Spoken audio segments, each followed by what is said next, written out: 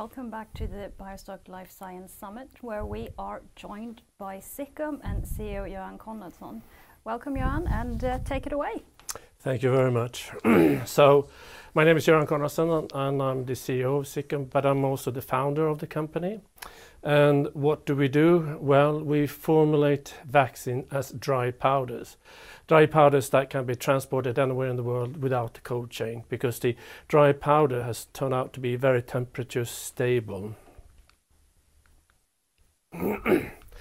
And these days, of course, there's a lot of talk about vaccines, but nevertheless, I would like to at least mention the enormous value that the vaccine has created for humanity. It's one of the humanity's greatest achievements, and the average lifespan has actually increased tremendously with the advent of novel vaccines, and that together also with the antibiotics. For centuries, they have liberated us from poverty, setting us free to create better and richer future. So vaccines drive sustainable human development, and particularly also together with education and contraceptives. However, one of the major challenges is to deliver the vaccines. Vaccines in general require cold chain between 4 to 8 degrees or 2 to 8 degrees for most vaccines. And recently there have become some new vaccines have become available, and that requires even down to -80, and a huge logistical challenge for this. And the cost of the cold chain is tremendously. About 30 to 50% of the vaccination costs are related to cold chain, according to data from WHO, and as much as 50% of vaccines may be wasted globally because of the lack of cold chain. And just recently there came a report from WHO that even as much as 1 billion doses of COVID-19 vaccine could be wasted because of the lack of cold chain. And the pledge is that today there is 86% coverage of children, newborn children, and everybody's been fighting to get up to 95% vaccinated of 1-year-olds. So we can see here on this slide, we have back in the 1970s, the WHO and its member states decided to embark on the vaccination of all newborn children. And the first 10 years it went quite well, actually reached around 70%. It plateaued that for quite some time. And these vaccines are, diphtheria, pertussis and tetanus, polio, measles, and when hepatitis was introduced, it was also introduced in these programs. However, it's been stagnated. This is up to 2015, but this has actually continued to be only at around 86%. In fact, this year the vaccination has actually fallen down, and measles, for instance, is a highly contagious and also very deadly disease for children, particularly if they're undernourished and have some vitamin deficiencies.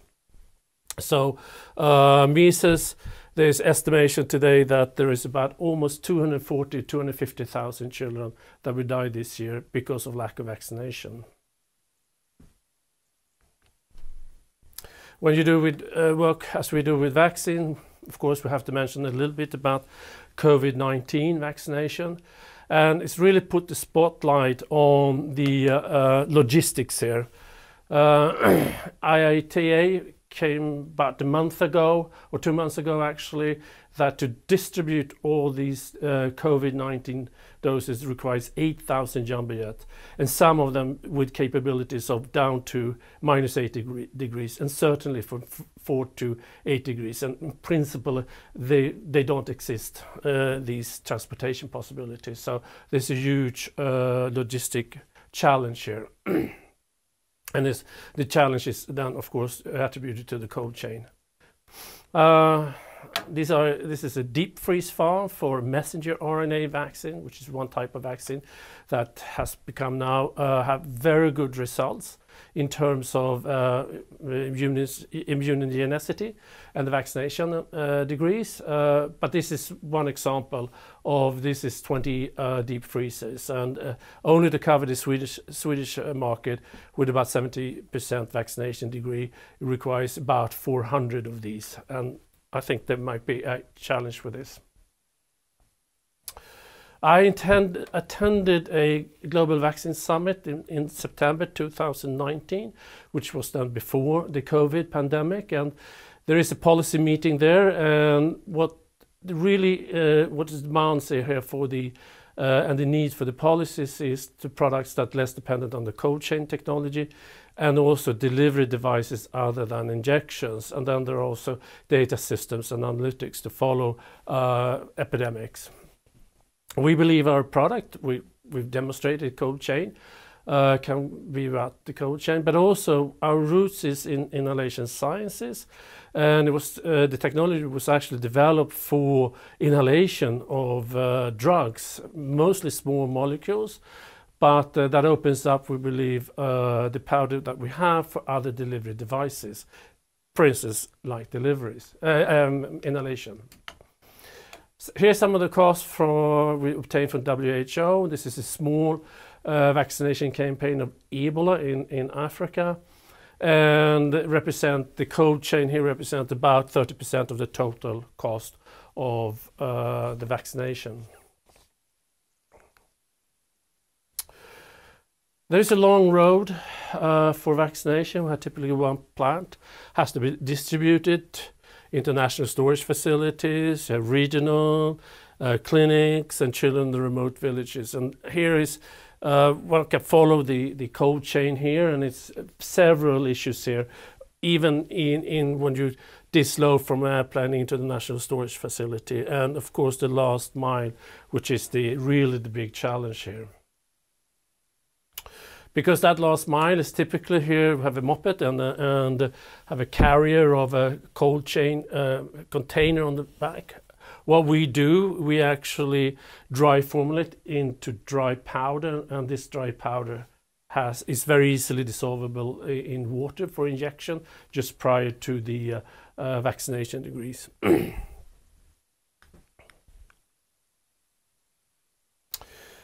The market environment, it's a complex industrial that we're looking at. We have ourselves, we have the countries who orders the vaccines, we have NGOs, which are non-governmental organizations such as Bill and Melinda Gates Foundation, we have the manufacturers, but also the international government organizations such as WHO, and together with the countries. And this is the environment that we are working in. We have a lot of focus to work with NGOs and IGOs, as well as with manufacturers to bring our technology into the market. We used to start out with a business model. We'd have external projects and just simply licensing. We have a patent on our laminate paste technology, as it's called, and we also submitted several other IPs.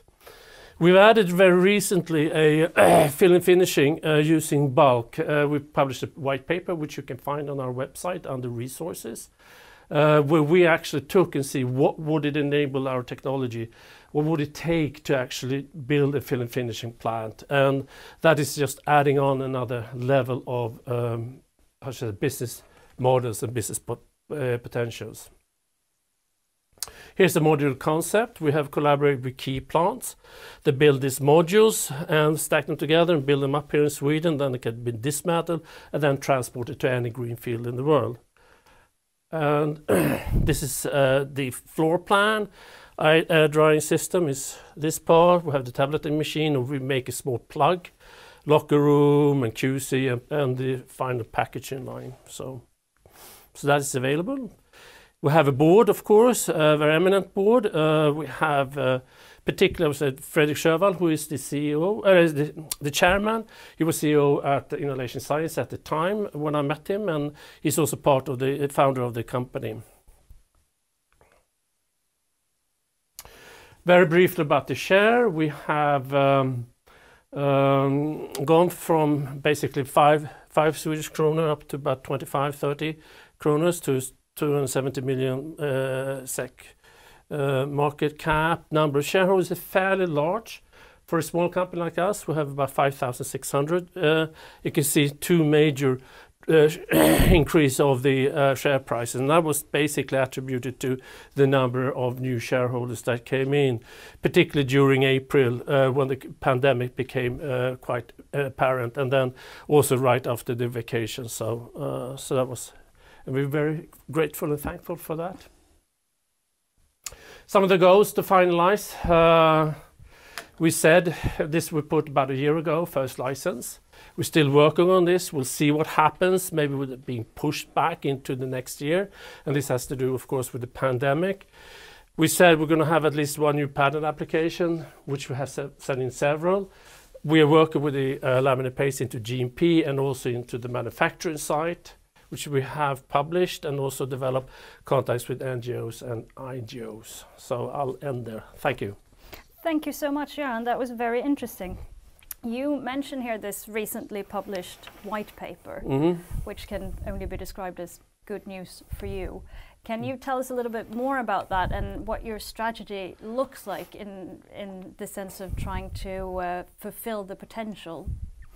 Yes, I mean, it opens up basically a novel revenue stream, if you so wish, going from licensing to actually take more part and going up in the value creation chain. So that needs, of course, to be financed, and there are different possibilities to finance that, either with sort of non-dilutive capital or loans, etc. So we'll see what that happens, and well, yeah.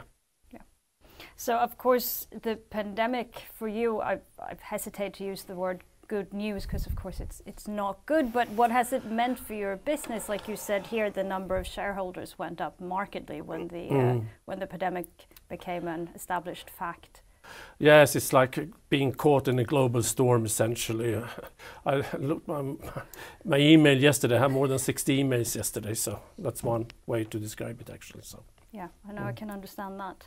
You will also be making a list change, is that correct, to the First North? Yes, that's correct. What do you see the effects of that being in the long term?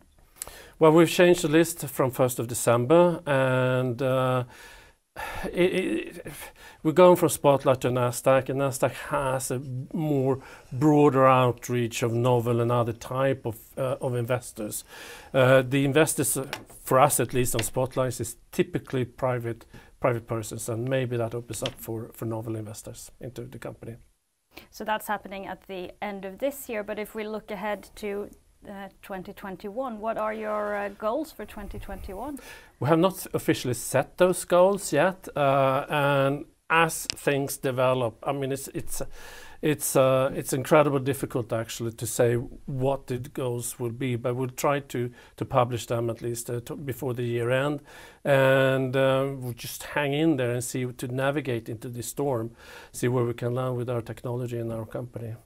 Well, we look forward to following you and hope to have you back in the studio soon. Thank you very much.